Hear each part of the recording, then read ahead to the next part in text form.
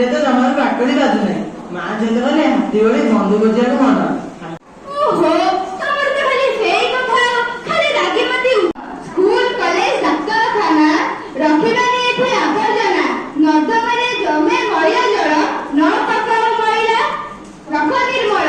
ସ୍ୱଚ୍ଛତା ପାଠର ଏହି ଆହ୍ୱାନ, ସ୍ୱଚ୍ଛ ପରିବେଶ ସୁସ୍ଥ ଜୀବନ। ନମସ୍କାର, ଜୟ ହିନ୍ଦ।